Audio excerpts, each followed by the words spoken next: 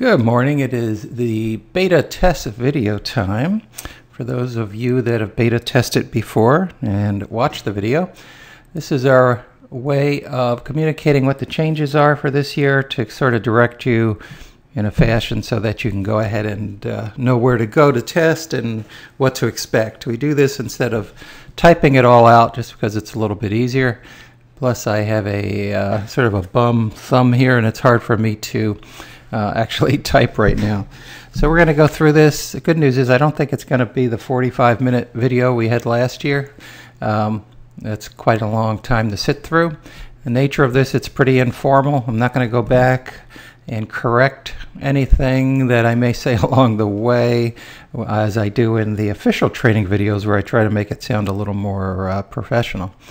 So let's go through some of the changes and the theme sort of for this year is less quantity of changes and hopefully more quality of changes.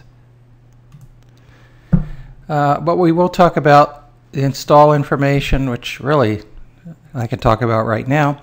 The install file you're getting should be good for both updating any 2011-2012 version or installing a new 2013 version.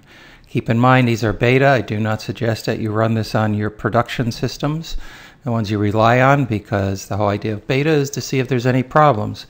And we don't want to disable your actual system and not be able to recover that.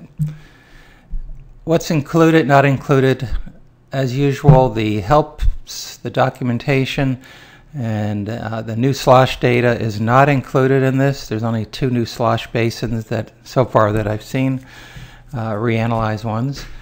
The helps and documentation are sort of the last thing I do, and those are all online anyhow, pretty much, so it doesn't really need to be included in an install file. The history data has been updated this year, the Atlantic and the Eastern Pacific for 2012. The tide data was updated last year with a database that should last for the next 15 years. So that is not an annual update anymore. So that sort of will go away, will always be included. As far as what's new this year, there's a caveat with expertise. Expertise, as you know, is the analysis portion of the system we added last year that was pretty highly received. Got a lot of good comments, although I'm not sure everybody actually used it, but the ones that did were pretty high comments. And the whole idea of expertise is it's actually more of a service, but it is a perpetual enhancement in that if you upgrade your software to the new version, you'll continue to get that. If you decide not to upgrade the software and just renew Hurrtrak Online, for example, that will become disabled.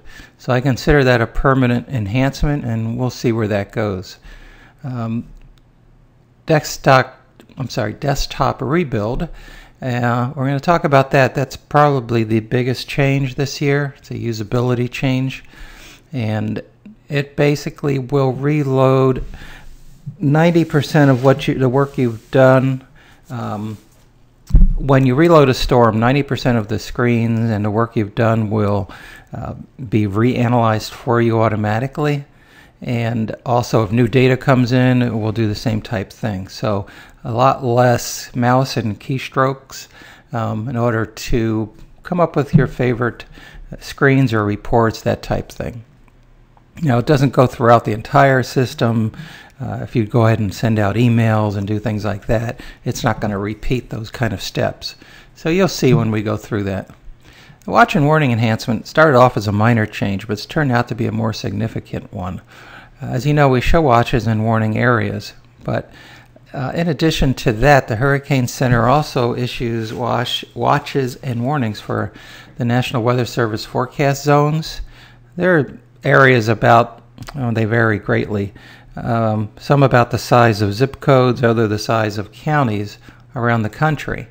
And they'll issue them for the coastal ones, and then the local Weather Service offices issue these hurricane local statements where they show watches and warnings for the interior zones.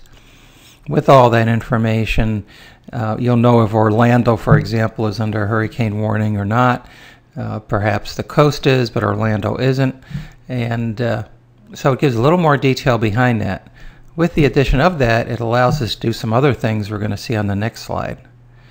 The National Hurricane Center position statement is something that they started to do the last year or two. It's basically ways of showing where the storm is in between advisories. And we haven't handled that yet, and we're hoping to do that in this version, but it's not in this code yet. There's a lot of work to figure out how we're going to do that still. The watch and warning enhancement, it basically will show on reports whether locations are under hurricane warning watch, tropical storm warning, tropical storm watch, on all of the reports, which includes the regular reports, the impact reports, the executive reports, the risk impact reports. It's also part of the narrative impact statement, and we'll see some examples of that. The one that really took a while was this watch and warning thematic, and it's actually analyzed by zip code, and we'll take a look at that. Tray alert, if your home location is all of a sudden issued a watch or warning, it will pop up if you're using the Tray Alert program and tell you that. And we also have included the watch and warning by location information on the risk bar, the Excel output, and on Google Earth exports. More minor, a little change to the email alert map. I can mention that now. The default map was kind of small scale, so that if the new storm formed out in the middle of the Atlantic, all you'd see is ocean on the map. It went out with the email alert. We've made it bigger now so that for the first advisory you could actually see where the storm is relative to North America. User option changes, there aren't many, but we'll go through those. And hurricane history, we made a slight change allowing you to export to Excel a list of storms, and we'll take a quick look at that. We did include a beta test database with this because of the new watch and warning function, and we'll mention where we remind you how to create a test storm. Some more things sort of in the works. These are the major ones though, and other things that I may have forgotten I'll send to you in an email. This is a little sheet we're going to be handing out at the Hurricane Conference, basically describing these changes. So what I suggest you do is stop the video, hit the pause button, and read through these. It makes no sense for me to read through them.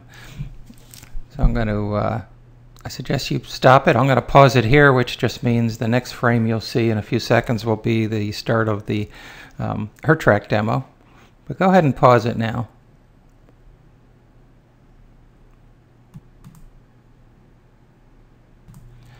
Okay, so let's start with some of these functions and features and talk about each one. Okay, let's talk about some of the functions here. First, expertise. That's basically the same, or it is the same as last year. The whole idea of the expertise function is to make it a permanent enhancement. If you continue to upgrade from year to year, you will continue to hear the analysis. If you decide you're just going to renew Hurrtrak Online, then this tab will become disabled somewhere midsummer or so. So it's our concept of sort of, like I said, a permanent enhancement. It's more of a service. People that get benefit out of it will see value in upgrading from year to year. At least we hope so. All right, so let's jump to the desktop rebuild. And it is what you kind of would expect it to be. So we're going to go through and build a number of different graphics here. And let's just go wild on the first one here. We're going to put everything we can possibly put without causing too much trouble. As you can see, I'm highlighting just about everything I can. I'll even throw in streets,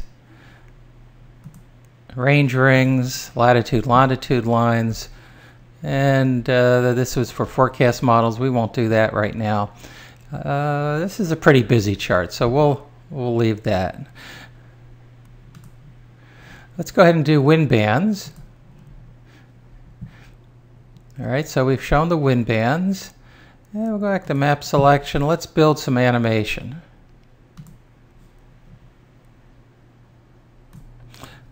Okay, so I paused it while it built that initial animation. So we've got the animation running. Let's come back, and I think we can show the wind probabilities, 50 knot wind probabilities. So we're just building a number of tabs here. There's no magic behind this. Rainfall total, that's the thematic. So we've got this tracking chart. We've got the one we started with. We've got the full Atlantic. Let's go ahead and pick a satellite image, in which case here we'll pick the Gulf of Mexico sea surface temperatures. Now let's do a few reports. We'll do the location report. There's that. Let's go ahead and do a county report. And we may forego the zip code report because it takes a little while to run, but you could have run the zip code report. Wind probability report, same locations. So we've got 3 reports: animation, rainfall thematic, wind probability charts, wind bands, several tracking charts. So you've built quite a bit. Let's say this is what you normally like to do, these type of outputs. When you exit the program and come back in, so you'll see my desktop here shortly. Let the program close. Okay, let's come back in.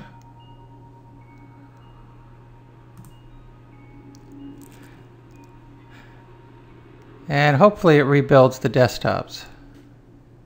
Okay, it gives you a little countdown so you can stop it if you want. It says beta, so anything's possible. So it'll go through each screen, each tab, attempt to rebuild everything, including the reports. And what it does is look at the state of your system when you left it. Then it'll jump back to the first tab that it had created. So let's go back through. This is the initial tab with all those outputs. There it is recreated for you. This was that chart that didn't have much on it. Here's the graphic with the satellite image. There are the forecast wind bands, wind probability. I'm clicking on the right here in case you can't see that. Forecast rainfall. There's your animation. It actually used the saved GIF that you had before. And here are your reports. Okay, the wind probability, the county report, location impact report. So I think this gives you an idea of what we're talking about by desktop rebuild. The way this works is whenever you reload a storm, so if I come back in and I load Patty, okay, Patty I probably never plotted, so it doesn't try to rebuild anything. And then I come back to 25. It'll go through this whole set of rebuild options again. And obviously if you don't normally create all these outputs, especially the longer reports, you don't want to rebuild them every time. So all you would do is close that tab before you exit the program or load a different storm so that you don't get the county and the wind reports. The neat part about this is if new data now came in for Isaac, in this case the name of the storm is Isaac 25. If new data came in for this storm, it would go through the whole reanalysis again.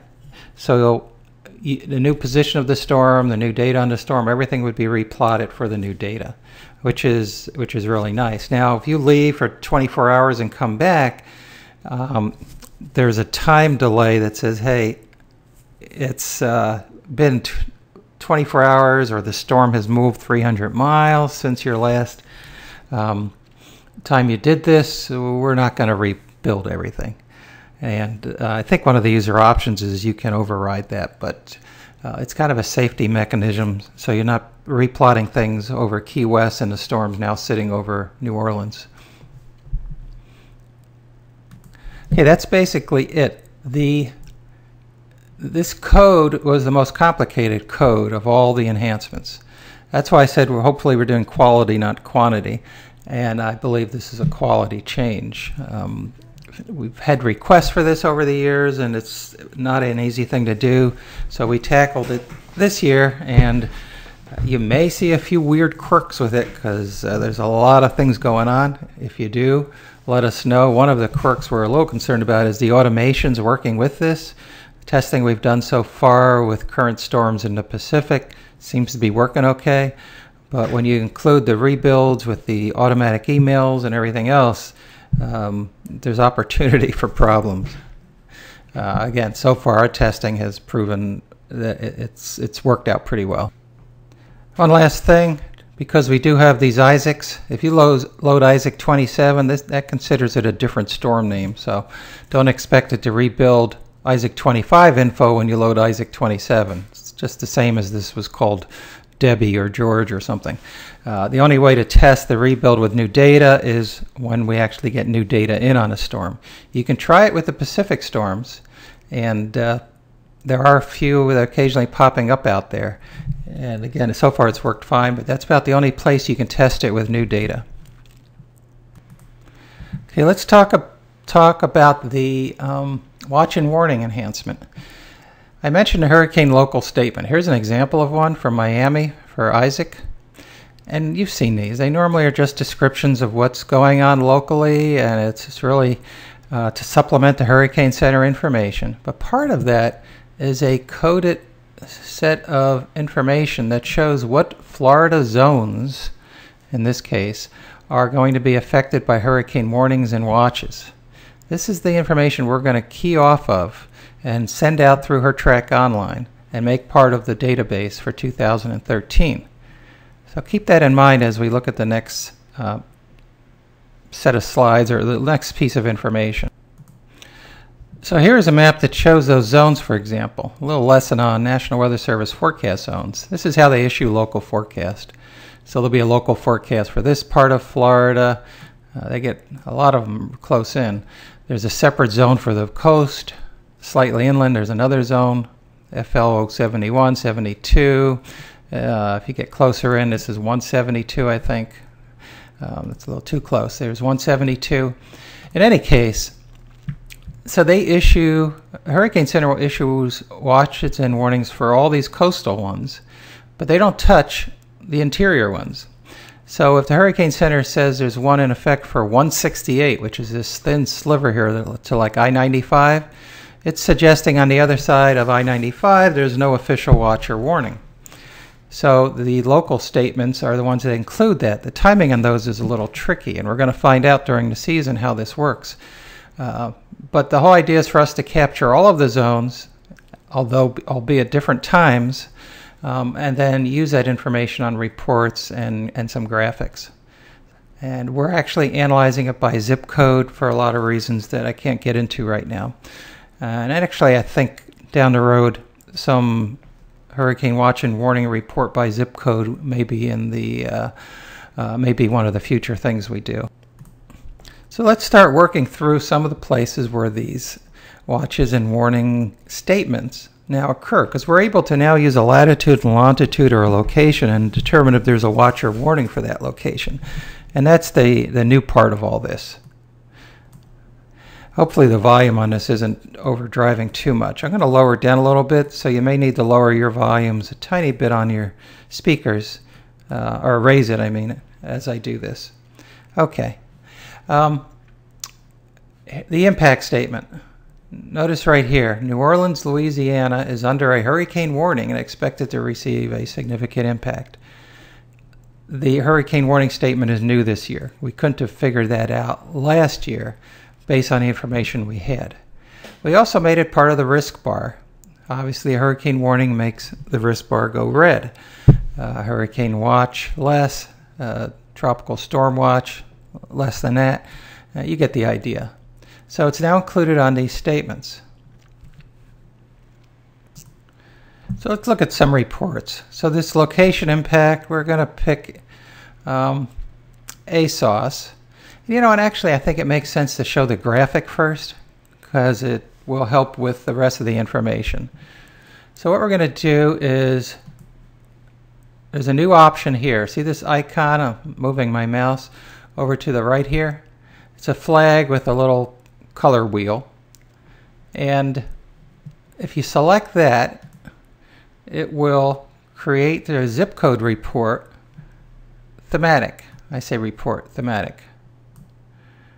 Okay, so I'm going to zoom over, and you can see that the west coast of Florida is under tropical storm watch, the different zip codes. Same thing for up here. And then we have hurricane, I'm sorry, that's tropical storm warning, hurricane warnings. And of course, if we go to the far west, we've got the purple color is tropical storm warning and hurricane watch, both of them. But you get the idea of the graphic.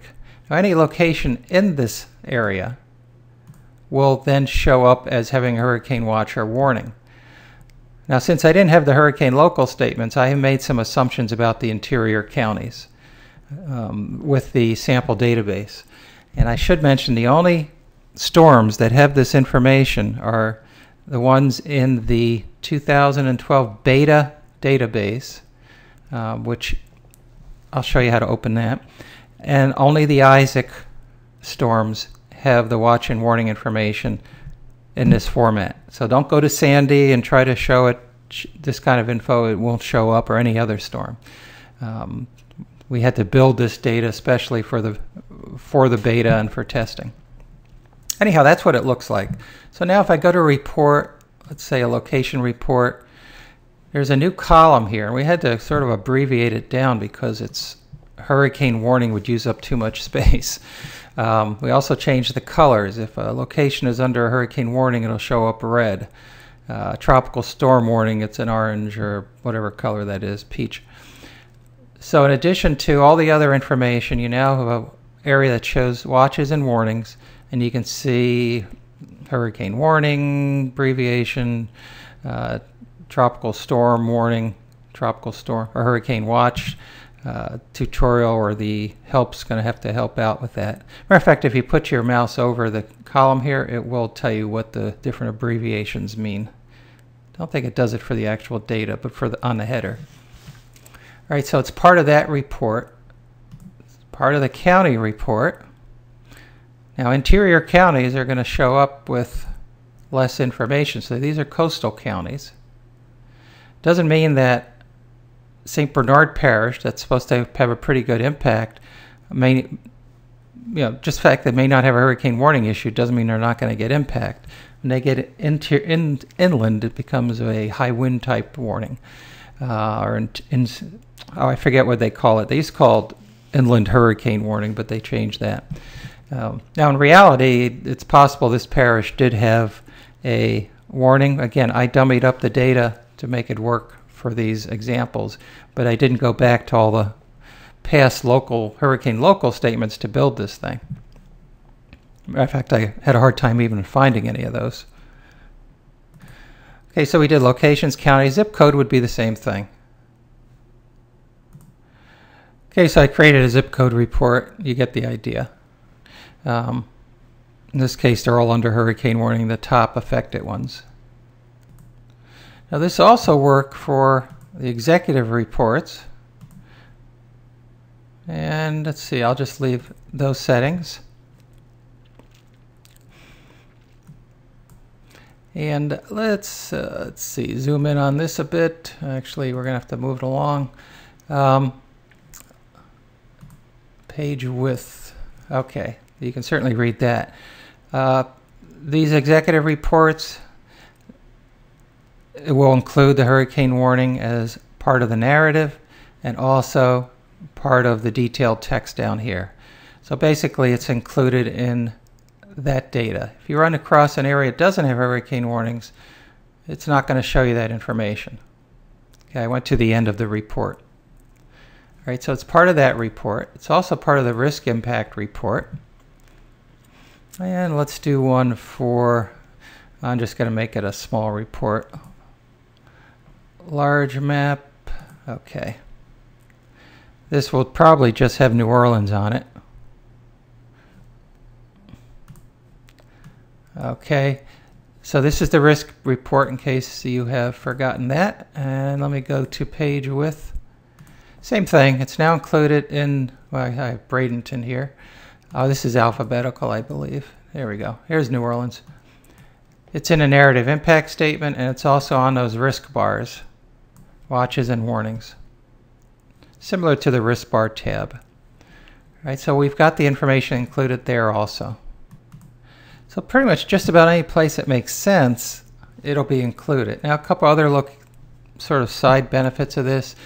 This is the location report. If I say export to Excel, it will include that information. I'll go ahead and do that. Here's our Excel output, and there's the hurricane watch and warning. Thought about converting this to the actual text for exporting, and we may still do that since we don't have a problem with space with Excel reports. And also you can export to Google Earth. So if I say, let's see, export report data to Google Earth, I'll do that.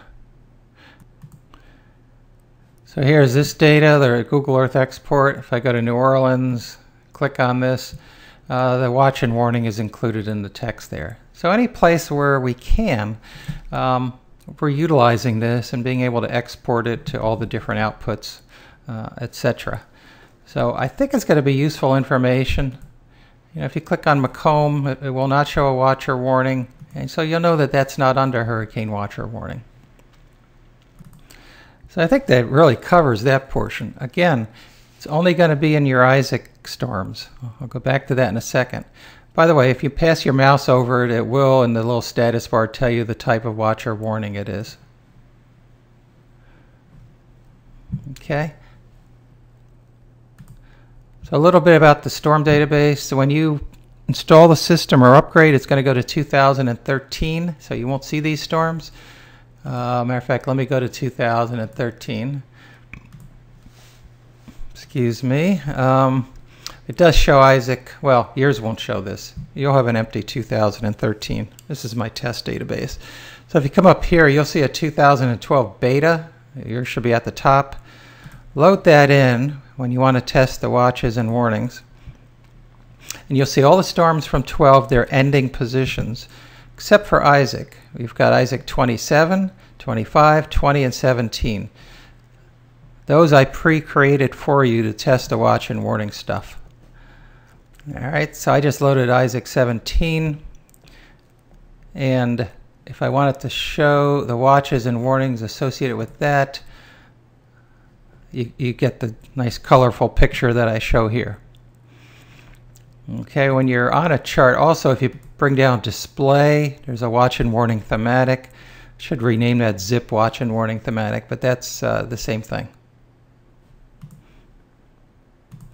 So we're almost done here. Those were the two biggest changes, those desktop rebuild and the hurricane watch and warning. Like I said, the watch and warning started as a simple enhancement, and before I knew it, I was sucked into the whole concept of it, and probably took much longer than I had planned on. But I think it opens up opportunities down the road for some interesting reports. Like I said, perhaps a zip code report. People can use that in their databases, retailers, whatever, to make determinations and decisions off of the watches and warnings for interior locations. The graphic we had before, i.e. that, really didn't do that, or didn't allow for that kind of analysis. Okay, so we're wrapping up. The email alert map change is no big deal. We made it bigger. We won't show that. User options, let's go take a quick look at those. Hurricane history, gosh, well, I'll show you a quick look at that. And then how to create a test storm in case you've forgotten. We've already talked about the beta database. So let's go to the user options. And there's only one set of user options that have changed. And that's under Automation Alert, Desktop Rebuild Parameters. Okay, so these are the options you have. You can bypass Desktop Rebuild as though the function doesn't even occur by just checking off bypass, and it will never use this function at all. You know, I imagine some people might not want to have it do things automatically for them, so you can override it there. Then you could override it by type. You could say skip the reports, skip the animation, skip the graphics. It doesn't make sense to do all three.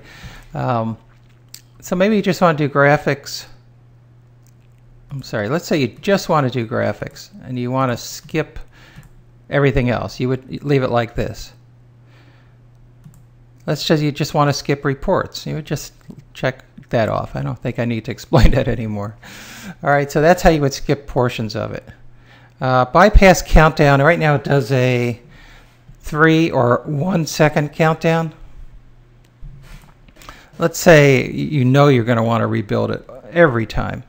Well, just say bypass countdown and it'll jump right into it. The reason we put those countdowns in there is sort of a way to get out of it, especially if for some reason there's a problem that occurs or you get caught in a loop where it starts creating reports you don't want it to. It gives you an opportunity to stop it before it gets started. But if you really like it and everything's working fine, you can check off bypass countdown and it will just automatically rebuild things. The last one is ignore time distance. As I mentioned before, if the storm has moved more than 300 miles or it's more than 24 hours change from the last time you saved the desktop, so to speak, it will not rebuild it for you. Now, if you wanted to always rebuild, regardless of how much time it's been since you last opened the storm, maybe it's a weekend, and you'll just take your chances that, fine, the storm has moved, then go ahead and check this. It will ignore that distance and time and always replot. Now, if the storm has moved 1,000 miles, it's going to be plotting an area that doesn't really make sense, but that's sort of the risk you take, and it's up to you to take it. This is normally off, and this is for more experienced users that don't mind living dangerously. So what I normally do is bypass countdown, because when I'm doing testing of other functions, and this way I can get into things pretty quickly. We'll leave it at that. I think it automatically rebuilds when we're done here. Okay, so in this case we were just on Isaac 17. So if we went to Isaac 25, well, that's a bug that I've seen happen twice now. Take a look at that. It will go ahead and rebuild, and there was no countdown to do this. I'll have to check that forecast database bug out. If you see it, let me know. Okay, so it's building all these reports, which is kind of a pain with the zip code, but I'll just stop that. And it's done. So our forecast animation, everything just occurred. Okay, so the last thing we want to cover is how do you create a test database? Let's say you want to use Sandy, not database, but Storm. I'm in the beta right now. I'm going to open Sandy, and people who have done this before are probably familiar. And let's say I want to create a Sandy Advisory 27 when it was out here east of the Carolinas. So these are the steps. You would copy the storm, current database, and call it Sandy, what did I say, 27? No, I don't remember my own name I gave it. Okay, yeah, it was 27. Sorry for the delay. Okay, Sandy 27. Now you have to open Sandy, and you probably want to do it through Open Storm because it's in the same place as the other Sandy. There's Sandy 27. And then come in and go Edit Observations, and down here just delete back to 27. And then exit. And there you have it. Whoa, that's an interesting one. Not sure what it just tried to do. I think it has something to do with gigantic radius of the storm. Let's try that again. Interesting. That's the nature of the beta. I'm not going to edit this video, so just know that. Anyhow, we've got, there's Sandy 27. All of your analyses. Sandy was such a bizarre storm. Of course, we know the watches and warnings didn't extend far enough north.